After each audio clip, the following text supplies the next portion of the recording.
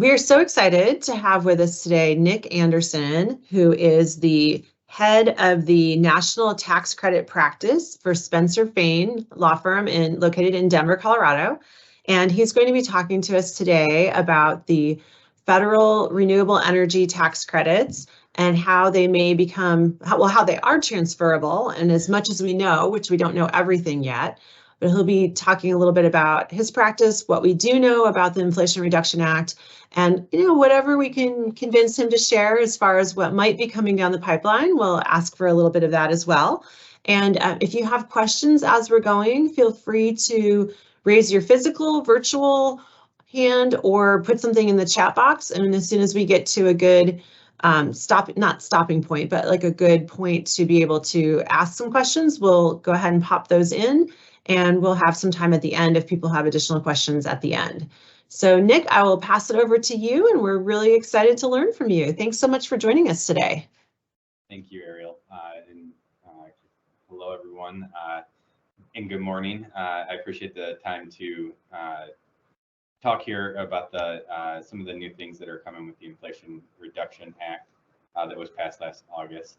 I'm going to go ahead and pop some slides up. If I can find the right button here.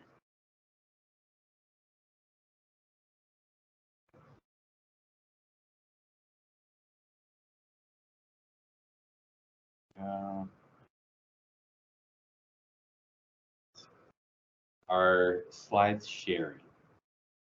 Looks good. Thank you.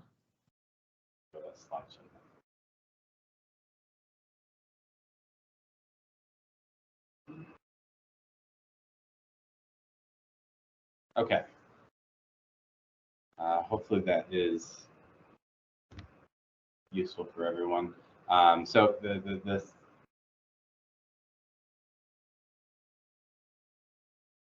My apologies. There we go. All right. I think I'm figuring out Teams. So the Inflation Reduction Act did introduce really a lot of changes to renewable energy, clean energy, and sort of really a lot of green sort of tax credit ventures here with its passage and signing into law.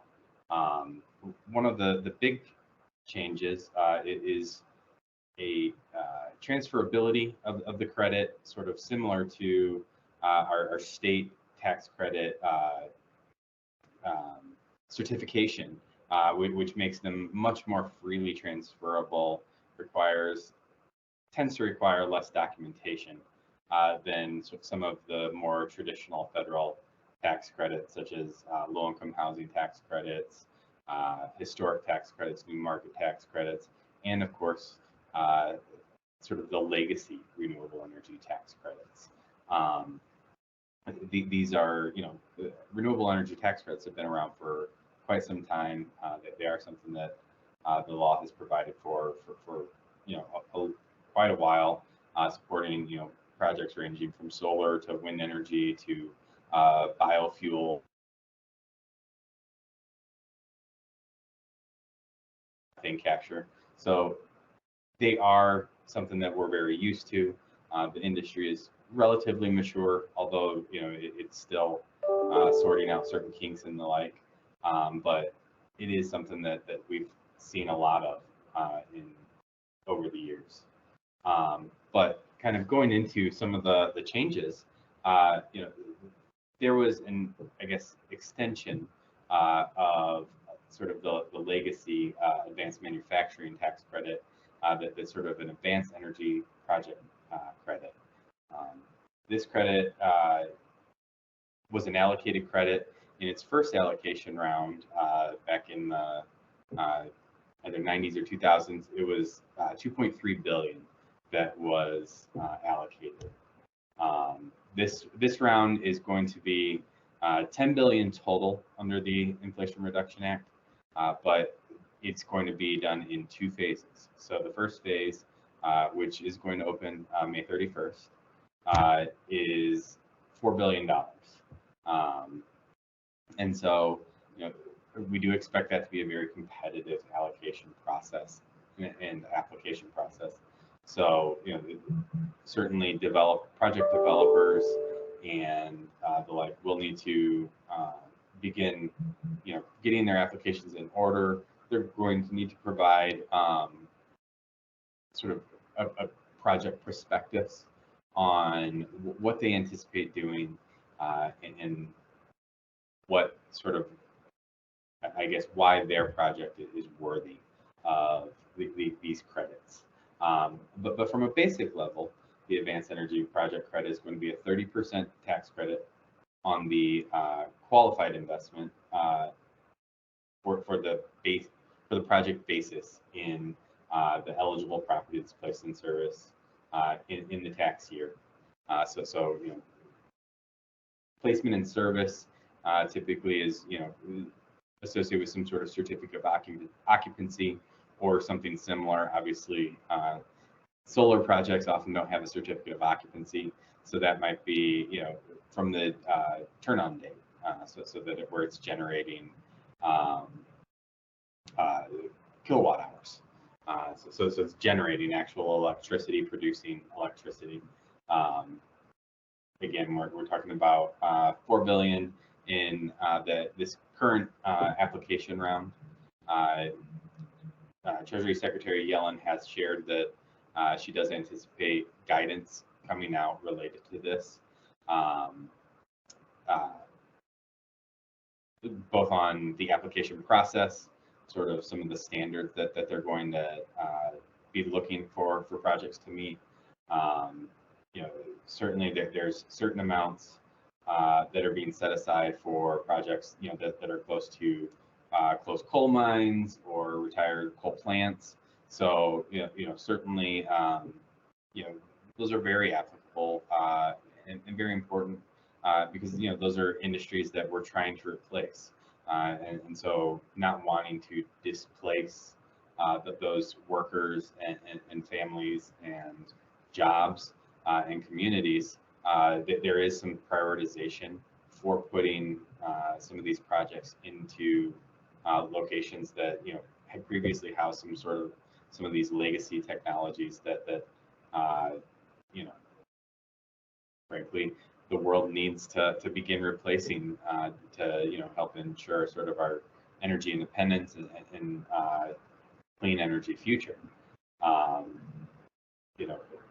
In the last round, again in the 2.3 billion round, those credits were oversubscribed, meaning applications outnumbered or requests for dollars outnumbered available dollars by over 3 to 1. So we're talking about 7 million requested on 2.3 billion available. If we're looking at similar numbers now, which I have every reason to believe we might be undershooting the 3 to 1 ratio, maybe even 4 or 5 to 1. I could see being very feasible, just given the expense of a lot of these projects. I mean, we are talking about projects that, even on the smaller scale, are probably $100 million plus projects, maybe even $500 million plus projects. So you could have oversubscription probably by 6 to 1. So I think it will be a very competitive process.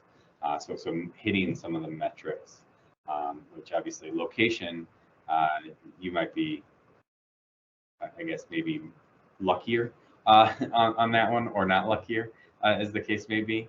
But that part is kind of, I guess, a little bit more challenging to predict. But then there's other metrics, and we'll kind of go into those here as we go along. I do want to give some of sort of the examples of what qualify for a project.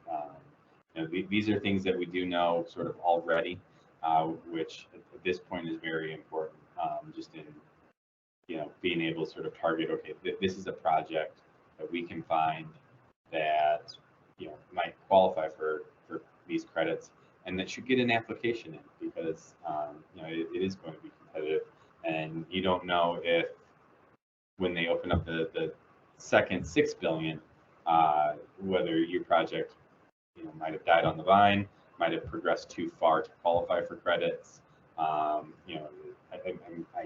While they have not issued this in guidance, I do think that there is going to be sort of a but-for test in these tax credits. So, but for the tax credits, can the project move forward? And if the answer is not yes to that, I think you're going to have a harder time saying that this project is going to be a winner in the allocation process. But some of the projects, certainly the most familiar ones are going to be solar, wind. Doing a large scale wind farm, doing utility grade solar. Those are big projects, expensive projects. But solar in particular has become very popular in, I guess, more challenging environmental areas. So, things like brownfield reclamations, going to, the old coal or, maybe even legacy oil and gas plants where you might have the availability of sun, but you wouldn't necessarily have a deep desire due to, environmental contamination to do projects where people are going to inhabit the site on a regular basis. The great part about solar is, aside from maintenance for things like weeds and dust and environmental just cleanup, they don't require a significant amount of attention from a day-to-day upkeep thing. It is something that, regularly checking them and, cutting back weeds really allows them to function to their full capacity. Doing things like fuel cells and micro turbines, really battery. So projects that are producing batteries. So, I know there's been, Tesla has done plants. I believe I saw Duracell is in the planning stages of a production plant for sort of large scale batteries. So things like that are just items that are needed to, truly harness the energy that might be generated from wind or solar and allow it to be usable when the sun's not shining or the wind's not blowing, kind of thing. Modernization of equipment, that can make the transmission far more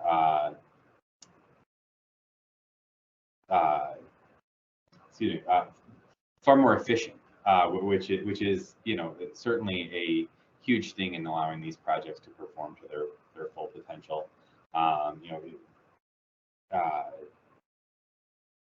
Emissions capture, that is definitely something that will help from an environmental level. It's obviously not necessarily energy generation, but it is something that may need to be solved for some of these energy projects, certainly in biogas realm especially.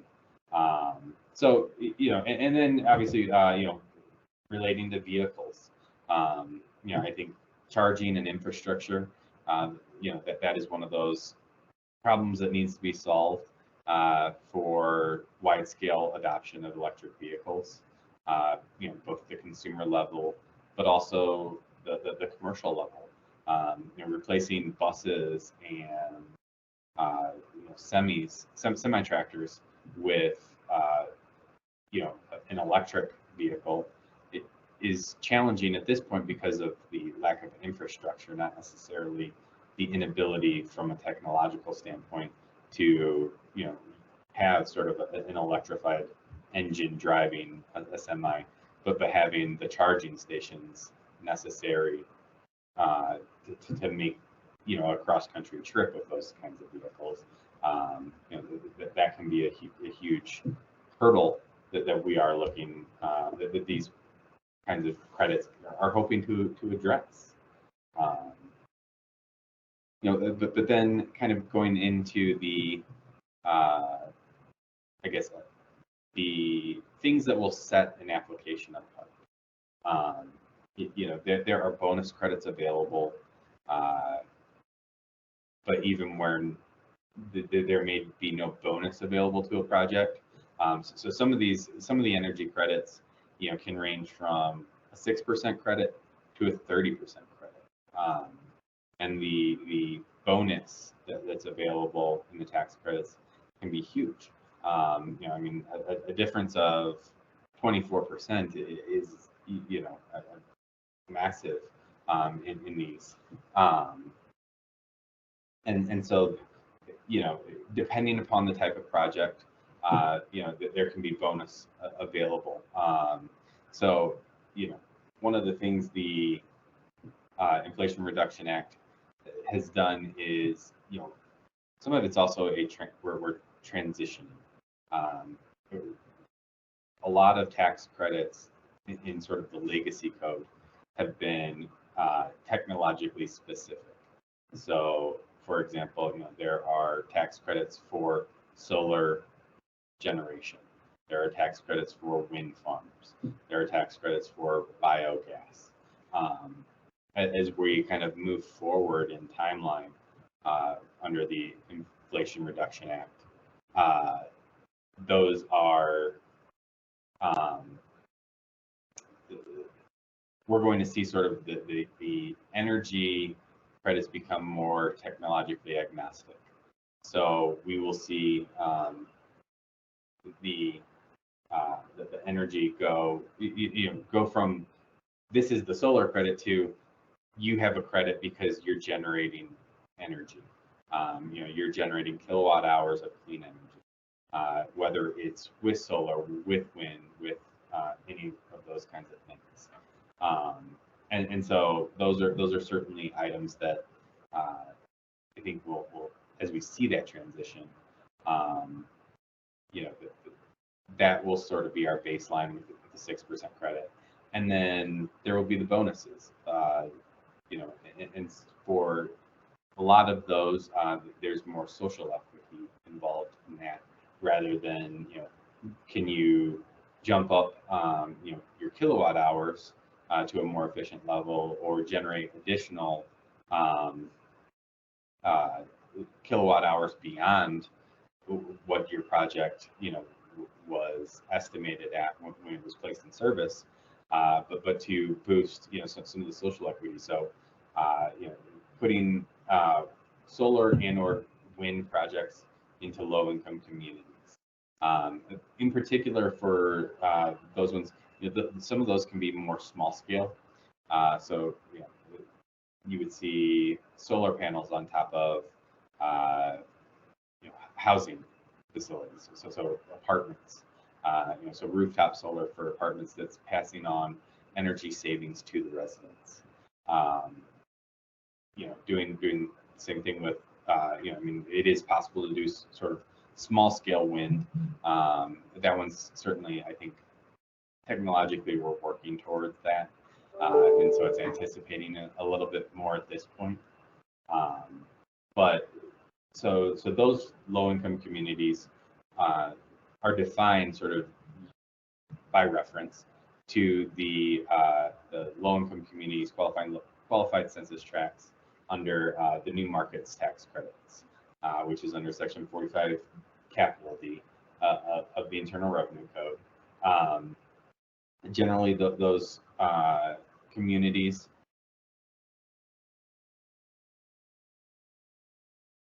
urban settings sort of defined by a certain level of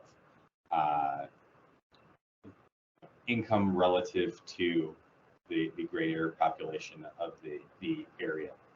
So within say Denver, you might look to certainly some of our more industrial areas, some of our lower income homes.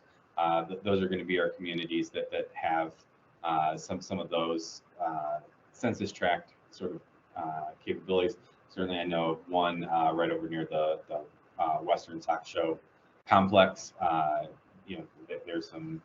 There's a qualified census tract in that area.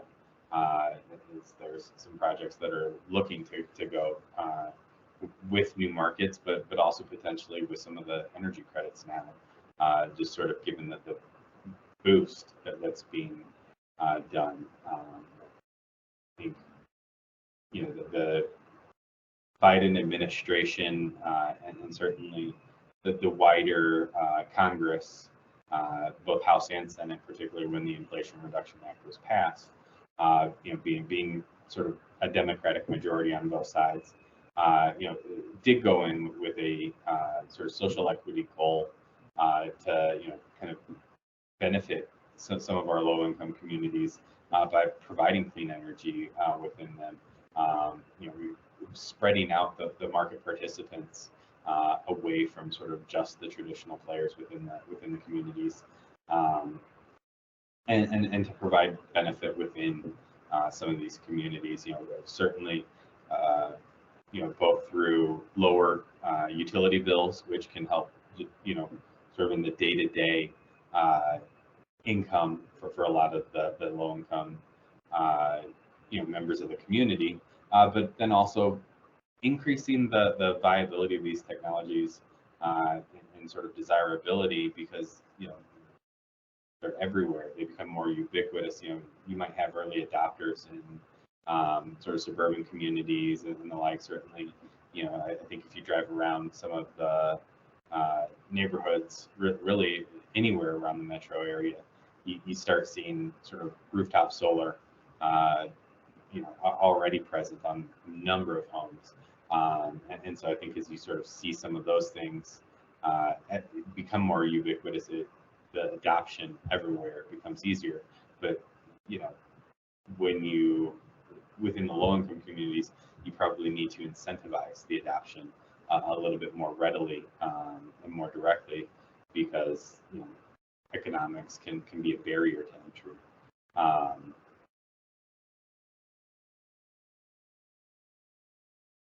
Administration, it's facilities in low-income communities, facilities on tribal lands.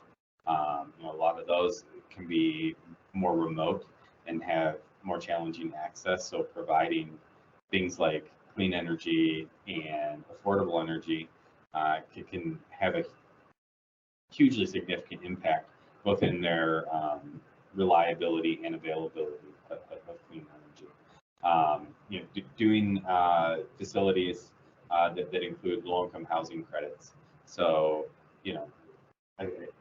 certainly that's an area within my practice that we're starting to see, included in operating agreements for the investors, that if the project receives an allocation related to these clean energy credits, that there's a commitment to take those tax credits in addition to the low-income housing tax credit. So we're seeing essentially twinned transactions or paired transactions sort of built in to the market immediately. It's become sort of an important selling point of the investors of, hey, we're prepared to take all of your tax credits, but in addition to that, the efficiency of, in kind of setting apart a development, as it's both applying for credits, both obviously the energy credits, but the low-income housing credits, as you're kind of applying for those in the low-income housing tax credits, a competitive process in addition to the competitive process that we'll see for the energy credits. Setting apart that this low-income housing community is already adopting clean energy. I'm sure in Colorado, the Colorado Housing Finance Authority will be, if they haven't already added it to their QAP, will be adding it probably in this next round of, are you going to be doing some sort of clean energy? Are you adopting environmentally friendly standards, above and beyond sort of, prudent building practices? So we will see that. I think with the low-income community standard being sort of set by new markets, I think it's clearly setting things up that the administration would like to see new markets projects prioritize having a clean energy component to them, I don't think it will be mandatory, but I think there will be probably goals for our community development entities to say, we're going to prioritize, 40% of our allocation to go to projects that are working with clean energy, as well as having impacts within the low-income communities. I think sort of that layering becomes more important. I also think from the new market standpoint, twinned or in or paired transactions are incredibly common. A new markets tax credit transaction that also utilizes historic tax credits is just a very frequent source of equity and or debt within the overall capital stack. And so, those things become very important. And I think we'll find our community development entities sort of the folks receiving allocation in these transactions, prioritizing these kinds of things, both from a project viability standpoint and from just a prioritization standpoint. And so another item that I had a couple of questions that I thought would make sense to ask now before we go into the next section. So one of them was, in looking at those advanced energy projects, are those credits that are coming out of that program going to be part of the credits that will be transferable, or are those credits not transferable? Yes, and so I'm just so I have actually a list included here in the slides, and hopefully it's popping up for you guys, that kind of lists all of the credits that currently are slated to be transferable. Not every credit will be transferable, but these ones at this, given what we know now, and subject to change, of course, but somewhere in the middle, the Section 48C Advanced Clean Energy or Advanced Energy Project Credit, it is listed as one of the transferable credits. Excellent. And then it looks like the investment credit that you were talking about afterwards is also one that is transferable. So that that's another one that would be part of that program. Yep, exactly. Great. Exactly. And I think we'll, I think if the transferability components work the way the administration hopes it will, then we could see additional credits added to this list. But it's a marketplace, so I don't want to make any promises that we'll see much more added to this list at this point.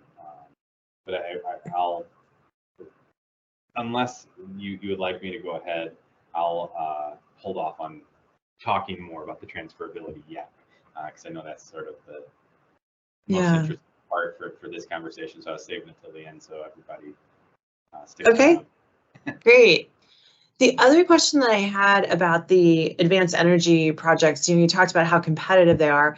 Who decides which projects get funded with those credits and which ones don't? Is there a department that reviews that, or how is that done? Yeah, I have not seen the department set forth yet. My gut instinct tells me that it's going to be maybe through the CDFI fund, which awards allocations of tax credits for new markets. They are, so I mean, I think they're likely equipped to handle this. It's one of those situations where I think that will be part of the guidance. I mean, and they are, a division or a department under the Treasury Department. So really, ultimately, it's going to be that the Treasury Department will make these allocations. It just kind of depends, to be determined where they want that to be, settled, sort of under which division or department of the Treasury that they have it taken care of under. And so people will apply by the end of May, and then how long will it take for them to hear who's getting credits and who isn't? Because it sounds like there's a good chance that many of the projects that don't get credits will just die. Right. So the application window opens May 31st. I believe it closes July 31st, at least, as of today. So that window, I would say, given what I've seen from other allocation processes, most projects will probably hear something back within about 4 to 6 months. Wow. It's definitely not an immediate process. Now, in theory, that could change based upon the guidance that's being issued. Maybe it's just maybe they decide to make it first come first serve, and if you apply first and you sort of check all the boxes, then it's kind of a race. Race.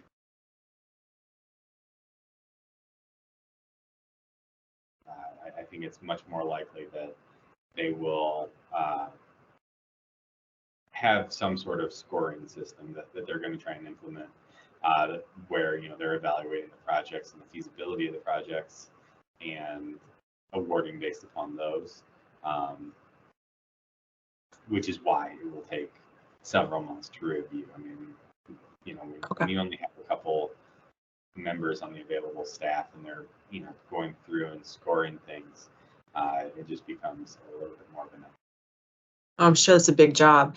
So these credits in particular aren't going to be hitting the market until earliest of 24, more likely 25 or 26 is when they'd be able to be sold. I think so. I mean, there might be some small amounts in 23, but I think more likely is 24. Okay, great. Thank you. That helps to kind of put this into context as to why we're talking about this and what this is going to mean for all of us who are interested in, can we reduce our federal taxes with these tax credits? So thank you.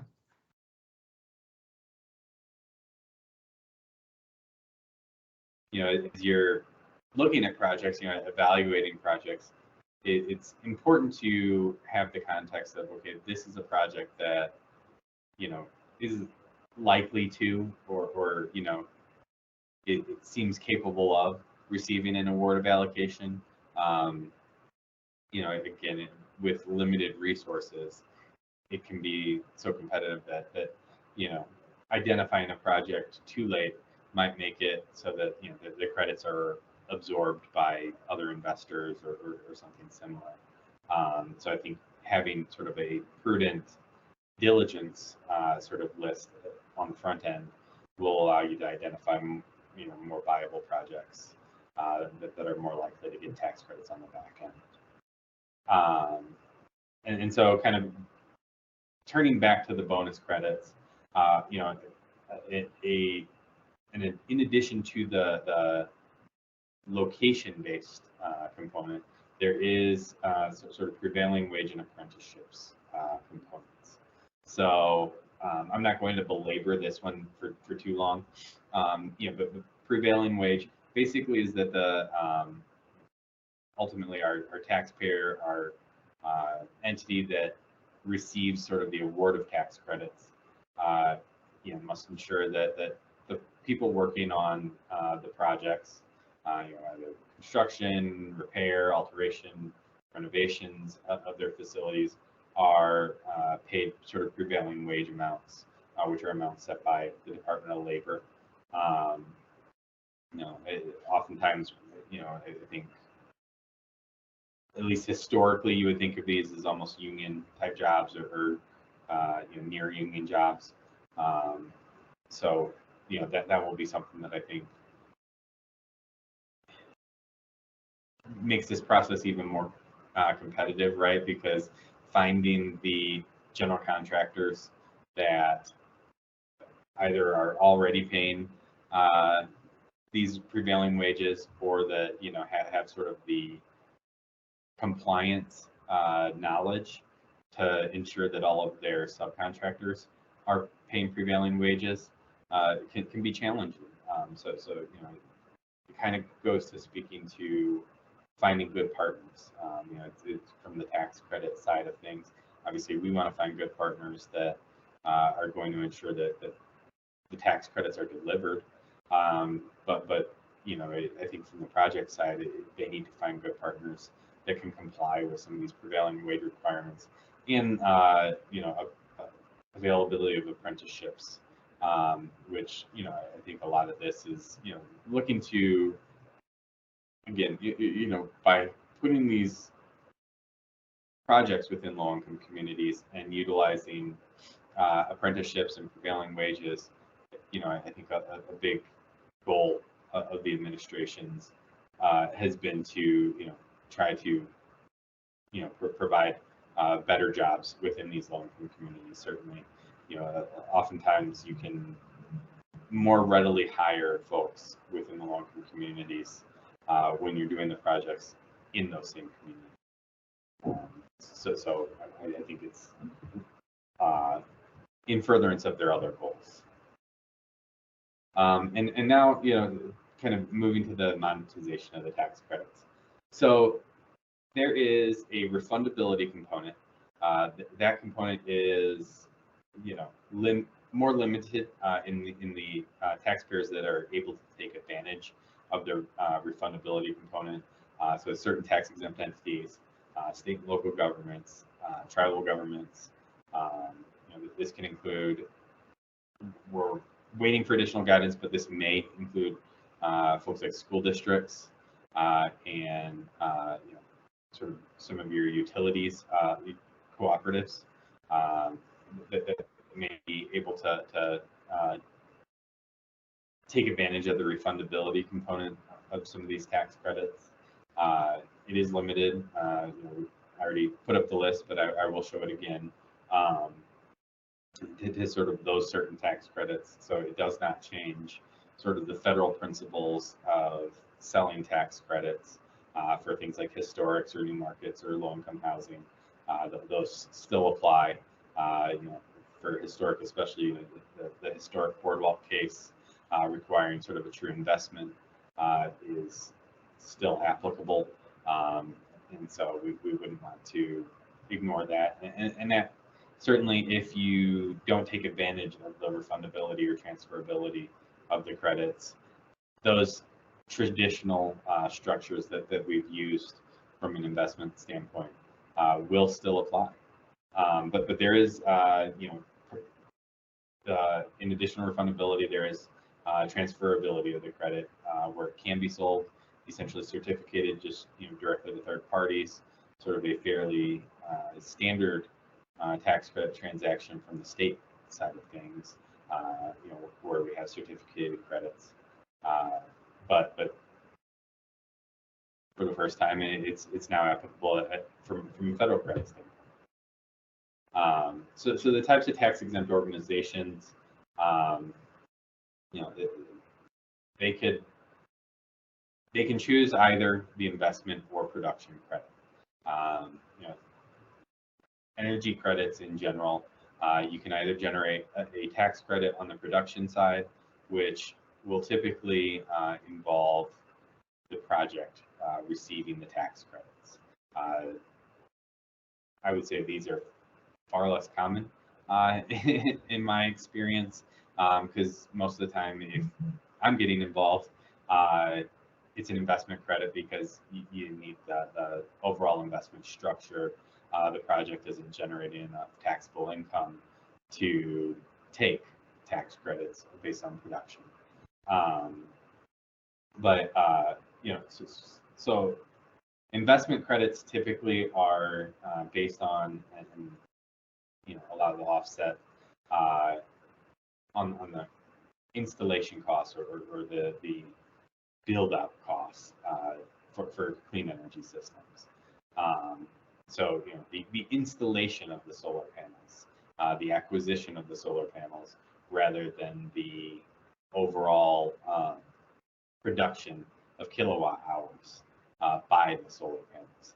Now, the nuance there is that most investment credits, they're generated based upon the cost of purchasing those things, but by purchasing the panels, you still have to place them in service, and they still need to produce actual energy. You don't just get tax credits for purchasing solar panels. They do actually have to be put into service, and there is sort of a compliance period that you would still go through, and they still need to generate sort of a certain level of kilowatt hours in order to not be subject to recapture of the tax credits. And that context becomes very important with the transferability, right? Because if you're buying tax credits and they're still subject to recapture, you need some sort of security that you're not going to pay, 95 cents on the dollar for the tax credits, and then have 85% of that tax credit then recaptured, or 100% of it recaptured. So having that understanding of how an investment tax credit really works, and how there is sort of a compliance period that we need to be concerned with, does become very important. Hopefully some of the guidance that we will receive will give us a little bit more information on the tax exempt entities. The school districts and public utilities, which right now we anticipate being able to qualify, just sort of given the fact that they might be part of a state or local government, or some sort of but a lot of them are set up sort of in odd ways. One thing that the investment Inflation Reduction Act, we don't want to reduce investment, it has done is increase the viability of using tax exempt bonds, which I think, again, a lot of our school districts, state and local governments, really, any sort of tax exempt entity may find valuable, certainly given their need to participate within the tax exempt bond process. It used to be sort of a 50% reduction in available credit, subject to certain pro rata, I guess,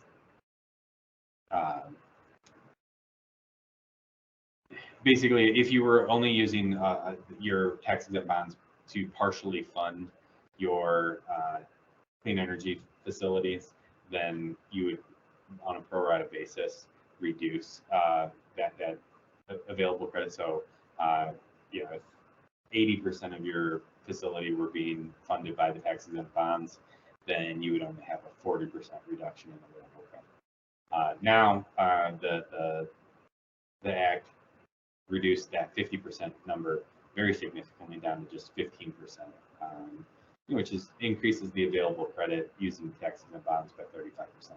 That's a pretty significant number. So refundability. This one, to my knowledge, this is the first time that the federal government has made a tax credit, one of the general business tax credits, refundable in this fashion. So, the refundable credits are available to tax exempt entities, state and local governments, tribal governments, and some of the rural electric cooperatives. So basically, those are entities that have no taxable income, and so no taxes due at the end of the year. So on a zero tax bill, $0 tax bill, if they have $1 million credit, then essentially the point is that the federal government will write $1 million check, similar to what happens for other taxpayers on April 15th when they've overpaid through the year. They get a tax refund. Obviously, that directly benefits those organizations to the greatest extent possible for them, because they're getting dollar for dollar on their tax credit dollars returned. Now, the big caveat there is a lot of taxable, or a lot of tax exempt organizations have, you know, uh, UBIT, so unrelated business income.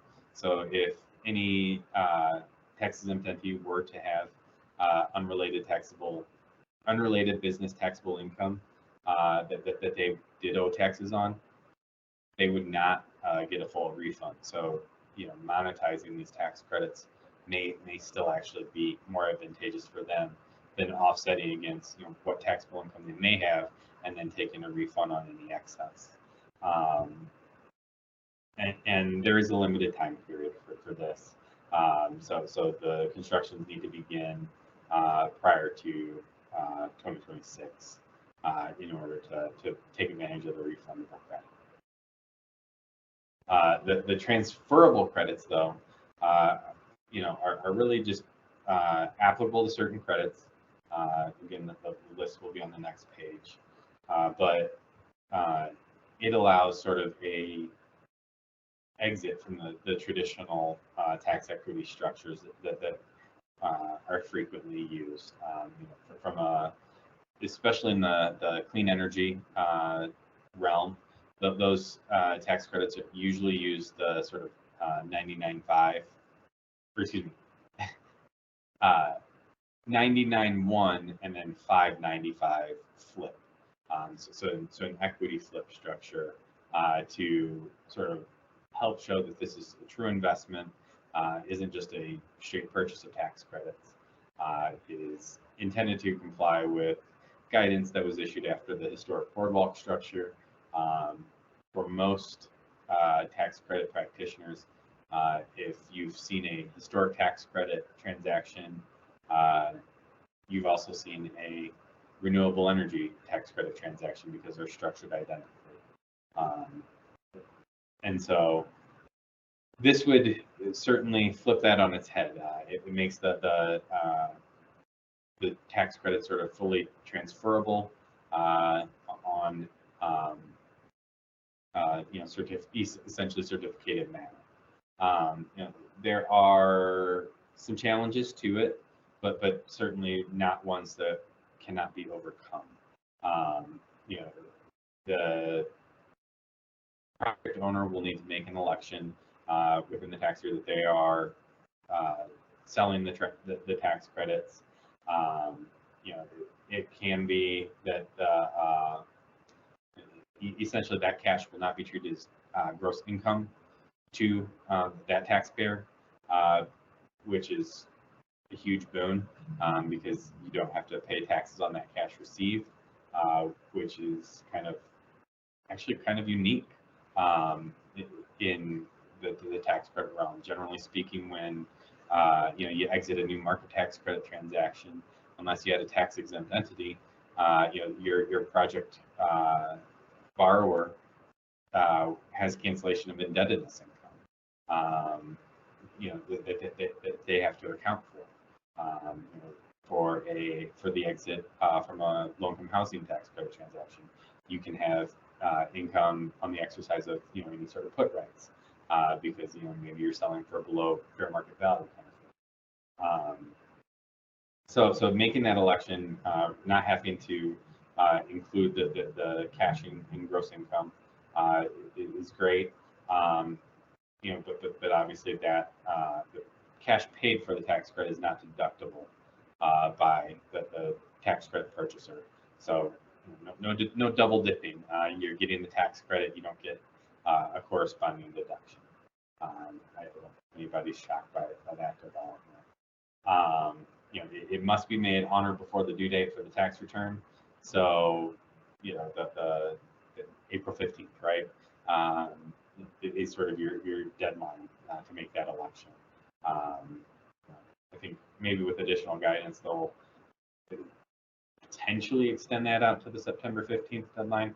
But I kind of think given sort of payment of taxes and the fact that you actually have to write your check in April, I think that's going to be sort of the working deadline. Obviously, March 15th for corporations.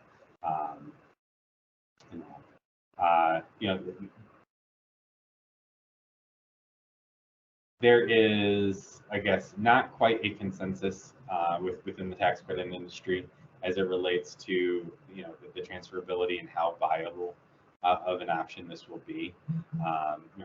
As kind of discussed before, a lot of these tax credits are still subject to recapture, subject to compliance periods, but you're paying up front. So do you build in sort of that market risk in your pricing and pay 50 cents on the dollar perhaps, or are you looking for a continuing obligation from the project level that they're going to both participate within the transaction and provide some sort of continuing indemnity or guarantee of the tax credits. And if you are doing that, then are you how are you making that enforceable?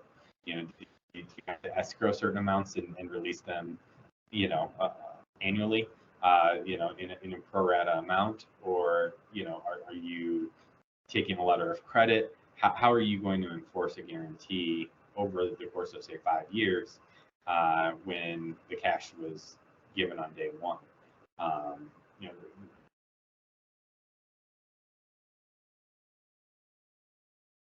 Things that can't be overcome, but does definitely make a tax credit investor have to have some pause on, is this a project owner that I trust? Do they have a credit worthiness that their guarantee is meaningful?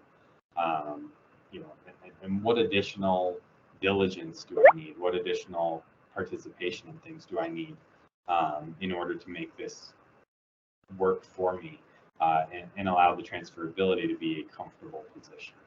I think there will be certainly some options that come available.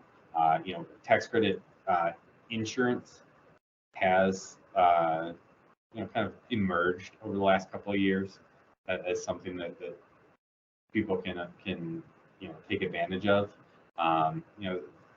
Whether the costs make it viable as an option it has been questionable, but with this transferability, maybe we'll reach sort of that nexus or threshold where suddenly having tax credit insurance is a viable option and isn't overpriced as compared to the market.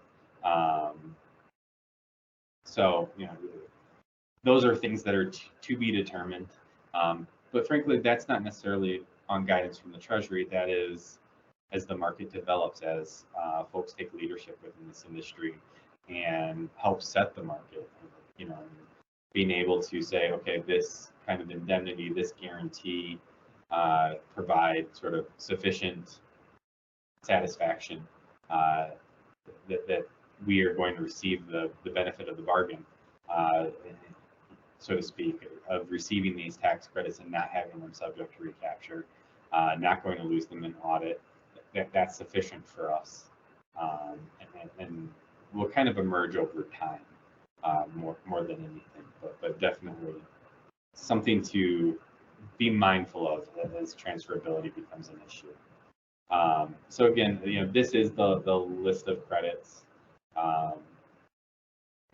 and the Section 48C is kind of one that will become, I think, especially over time, as we move towards 2026 and a more unified or a technologically agnostic credit will become more prevalent. And so additional guidance to come. We have seen some IRS notices, one at the tail end of 2022, and then two just last month. So things are coming, but Treasury Secretary Yellen, as I think I said earlier, said just last week, more guidance will be coming in the near term. So hopefully we'll be seeing a lot of great information that we can continue to process and better define the marketplace. here in a couple of weeks.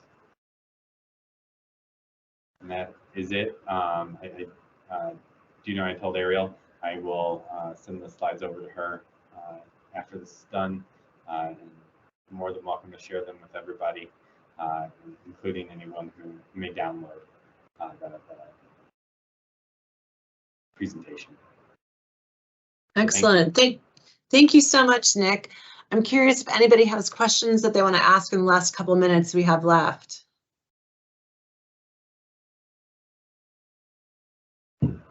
So one question that's coming to my mind as I look at that long list of types of tax credits, do you have, and you may not know this, any idea of what the cumulative total of tax credits might be available? I know it's 10 billion for the advanced energy projects. Do you have any rough idea of what that might be? So the rest of the tax credits are based upon either the actual production or the actual dollars invested. There isn't necessarily a cap on them. Okay. As there is with sort of the allocated credits. Mm-hmm. So they're essentially limitless based upon the fact that I think the risk of those credits oversubscribing what the government would want to make available is fairly low. Gotcha. These are, a lot of these can be fairly large scale projects that are going to be hard to, for most project developers to get off the ground. And so these are sort of the tipping point items, and your but-for is kind of built in just by the nature of the project that you'd be doing. Excellent.